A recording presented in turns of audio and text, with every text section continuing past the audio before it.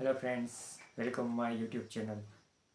તો મિત્રો, આજે અમારે સેમ 1 LLBની એક્ઝામ હતી અને જે પહેલું પેપર હતું આજે 4 તારીખ 1લો મહિનો ને 2024. તો આજે અમારું જે ફર્સ્ટ પેપર હતું, તો આજે પેપર અમે અમરેલી એલડી થાણાની કોલેજમાં આપેલું હતું અને પેપર એકદમ સરળ અને ખૂબ સારું પેપર મળી ગયું હતું. તો આ તમે પ્રશ્નપત્ર જોઈ શકો છો, જે સૌરાષ્ટ્ર યુનિવર્સિટીમાં છે. જો LLB સેમ 1નું પેપર છે, એમાં કુલ 5 પ્રશ્ન આપેલા છે. 5 પ્રશ્ન છે તો ફરજિયાત રહેશે ને 100 માર્કનું પેપર રહેશે. ત્યાર પછીની જે 2 ટૂંકનોંધ હોય તો ટૂંકનોંધ પણ લખવાની રહેશે. તો મિત્રો, ઘણા બધા લોકો છે તો અત્યારે LLBમાં અભ્યાસ કરતા હોય છે, તો એ લોકોને પણ ખબર જ છે કે જે સેમ 1માં છે તો ઘણા બધા પ્રશ્નો છે તો એકદમ ઇઝી અને સરળ રીતે પૂછવામાં આવેલા હતા. તો આજનું અમારું પેપર હતું તો એક ખૂબ સરસ ને સારું પેપર હતું. ને અત્યારે પરીક્ષાનો સમય શરૂ છે અને ત્યાર પછી જોઈએ તો અમારે એસાઇનમેન્ટ પણ જે બાકી છે સબમિટ કર્યા નથી, જે સબમિટ કરવાનું રહેશે.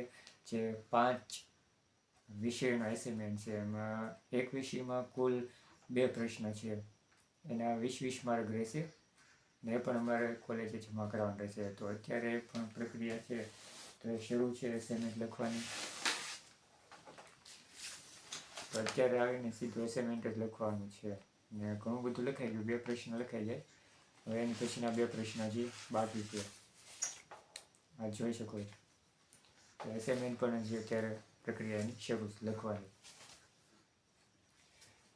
પછી એસાઇનમેન્ટ પણ 2 દિવસની અંદર જમા કરવાના રહેશે અને એના પણ એક્સ્ટ્રા માર્ક મળશે. તો પછી કાલનું મારું બીજું પેપર રહેશે ભારતીય બંધારણ સાહિત્ય વિભાગ 2 અને કુલ 5 પેપર આવે છે. તો અમારે કુલ 6 દિવસમાં પરીક્ષા એક્ઝામ છે તો પૂર્ણ થશે 9 તારીખે અને રવિવારની 1 દિવસની રજા આવશે, એટલે 1 દિવસ માટે પણ વાંચવાનો અને તૈયારી કરવા માટેનો સમય મળવાનો છે. 4 તારીખથી લઈને 9 તારીખ સુધી મારી એક્ઝામ શરૂ રહેવાની છે અને કન્ટિન્યુ રહેવાની છે અને એક જ દિવસની રજા આવશે, છે રવિવારની. અને ત્યાર પછી તો 4 દિવસ પછી ઉત્તરાયણ આવવાની છે. તો ઉત્તરાયણ આવશે તો પણ પતંગ ચગાવવાની, રખડવાની એવી મજા આવશે.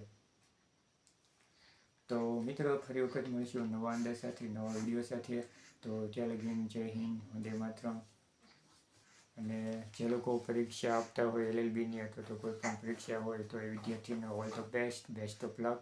ને પેપર કન્ટિન્યુ તમારું એકદમ સરળ અને સારી રીતે જાય એ બધાને શુભકામના. તો બધા લોકોને જે સ્ટુડન્ટ છે અને કોઈ પણ આવનારી પરીક્ષા દેનાર હોય તો એમના માટે પણ ઓલ ધ બેસ્ટ અને ગુડ લક. તો પેપર બધાના સરળ જાય ને સારા જાય એવી આપણે શુભકામના. તો ફરી વખત મળીશું નવા વિડીયો સાથે, નવા અંદાજ સાથે. તો ત્યાં લગી જય હિન્દ, વંદે માતરમ.